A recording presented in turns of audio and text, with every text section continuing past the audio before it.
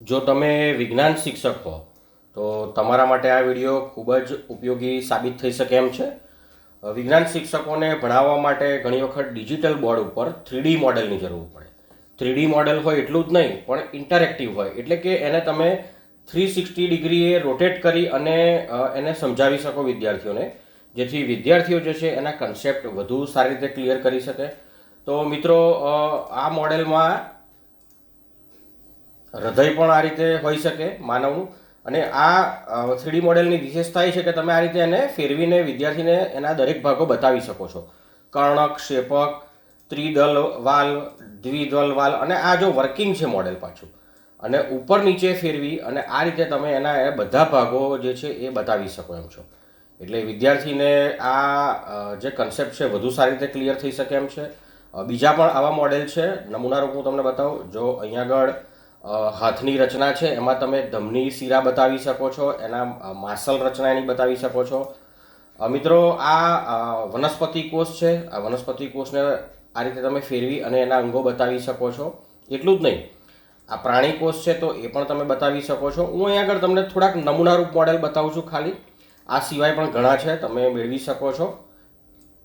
ઉત્સર્જન તંત્ર છે, જુઓ, તમે આ રીતે ફેરવીને એના દરેક ભાગો અને એના કાર્યો સમજાવી શકો છો. પૃથ્વી છે તો પૃથ્વીની અંદર આ પ્રવાહો બતાવી શકો છો, તમે જુઓ આ રીતે, અને આમ ફેરવી અને દરેક જગ્યાએ તમે આ રીતે જે પ્રવાહો છે એ બતાવી શકો છો. એટલું જ નહીં, આ મોડેલ છે, જુઓ મિત્રો, લાવા કેવી રીતે બહાર નીકળે છે એનું મોડેલ છે, અને તમે એ વિદ્યાર્થીઓને બતાવી શકો છો. આ રીતે ઉપરથી, સાઈડ ઉપરથી આમ ફેરવીને બતાવી શકો છો, જુઓ આ રીતે.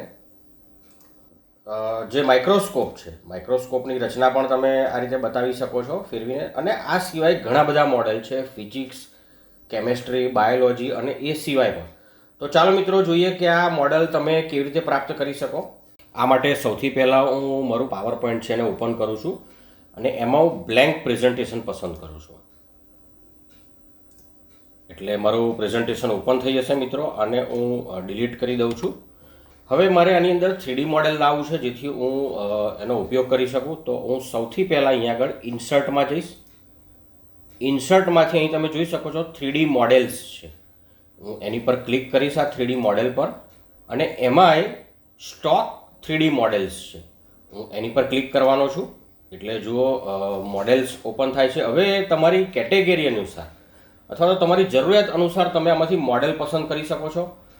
માની લો કે મારે એજ્યુકેશનલ મોડેલ જોઈએ છે, બાયોલોજીનું મોડેલ જોઈએ છે, મેથ્સના સિમ્બોલ જોઈએ છે, જીઓલોજીના જોઈએ છે, મેથ્સના જોઈએ છે, કે અન્ય કોઈ પણ જોઈએ છે.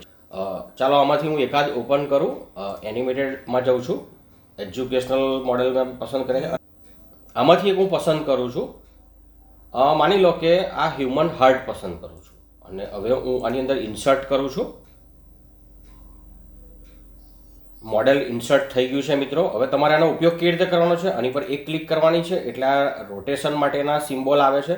હવે આને પકડી અને માઉસ જે છે એની લેફ્ટ ક્લિક દબાવી રાખી અને તમે આને આ રીતે ફેરવી શકો છો.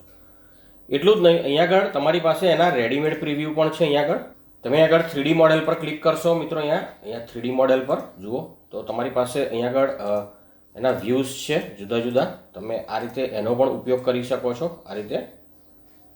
તો આ રીતે તમે 3D મોડેલનો ઉપયોગ કરી શકો છો અને વિદ્યાર્થીઓને ખૂબ સરસ રીતે ભણાવી શકો છો. વિદ્યાર્થીઓને પણ ખૂબ મજા આવશે અને તમને પણ ભણાવવાની મજા આવશે.